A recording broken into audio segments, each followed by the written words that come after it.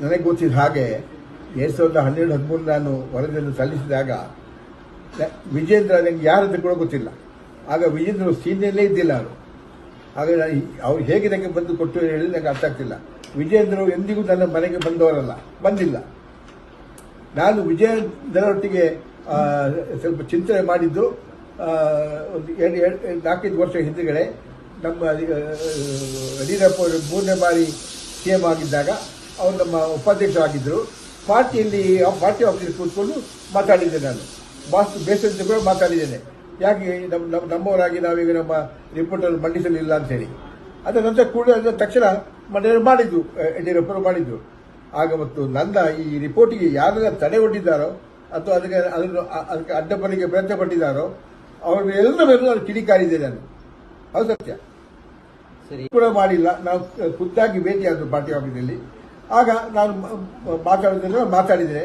ಅವ್ರು ಹೇಳಿದ್ರು, ನೀವು ಬಹಳಷ್ಟು ಹೋರಾಟ ಮಾಡಿದ್ದೀರಿ, ನಿಮ್ಮ ದುಡ್ಡೆಲ್ಲ ಕಳ್ಕೊಂಡಿದ್ದೀರಿ, ಈಗ ಯಾಕೆಂದರೆ ಅದನ್ನು ಮುಚ್ಚಿಬಿಡೋಣ ಎಂದು ಮುಚ್ಚಿಬಿಡಿ ಎಂದು ಹೇಳಿದ್ರು. ಹಾಗೆ ಅದಕ್ಕೆ ತಕ್ಕಂತೆ ಅವರಿಗೆ ಉತ್ತರ ಕೊಟ್ಟಿದ್ದೆ ನಾನು.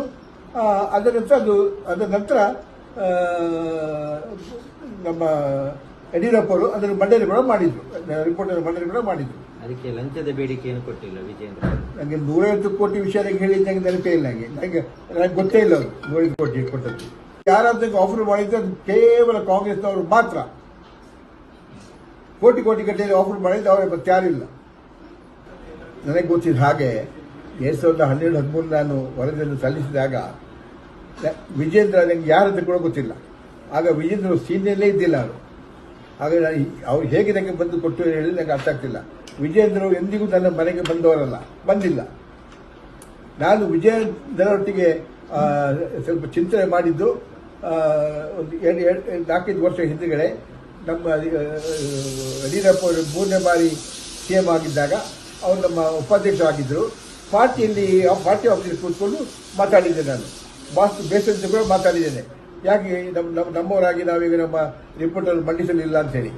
ಅದರ ನಂತರ ಕೂಡ ಅದರ ತಕ್ಷಣ ಮಾಡಿದ್ದು ಯಡಿಯೂರಪ್ಪರು ಮಾಡಿದ್ದು. ಆಗ ಮತ್ತು ನನ್ನ ಈ ರಿಪೋರ್ಟಿಗೆ ಯಾರೆಲ್ಲ ತಡೆ ಒಡ್ಡಿದ್ದಾರೋ ಅಥವಾ ಅದಕ್ಕೆ ಅಡ್ಡಪಡಿಗೆ ಪ್ರಯತ್ನ ಪಟ್ಟಿದ್ದಾರೋ ಅವರೆಲ್ಲರ ಮೇಲೂ ನಾನು ಕಿಡಿಕಾರಿದ್ದೆ ನಾನು. ಅದು ಸತ್ಯ. ಕೂಡ ಮಾಡಿಲ್ಲ. ನಾವು ಖುದ್ದಾಗಿ ಭೇಟಿಯಾದರು ಪಾರ್ಟಿ ಆಫೀಸಲ್ಲಿ. ಆಗ ನಾನು ಮಾತಾಡಿದ್ದೇನೆ.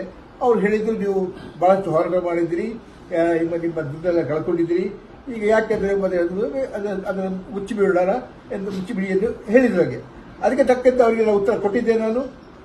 ಅದರ ನಂತರ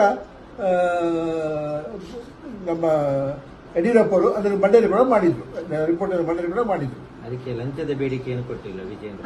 ನನಗೆ 150 ಕೋಟಿ ವಿಷಯ ಹೇಳಿದ ನನಗೆ ನೆನಪೇ ಇಲ್ಲ. ನನಗೆ ಗೊತ್ತೇ ಇಲ್ಲ ಅವರು 150 ಕೋಟಿ ಕೊಟ್ಟದ್ದು. ಯಾರಾದ್ರೂ ಆಫರ್ ಮಾಡಿದ್ರೆ ಅದು ಕೇವಲ ಕಾಂಗ್ರೆಸ್ನವರು ಮಾತ್ರ. ಕೋಟಿ ಗಟ್ಟಲೆ ಆಫರ್ ಮಾಡಿದ್ದು ಅವರೇ ಮತ್ತೆ ಯಾರಿಲ್ಲ.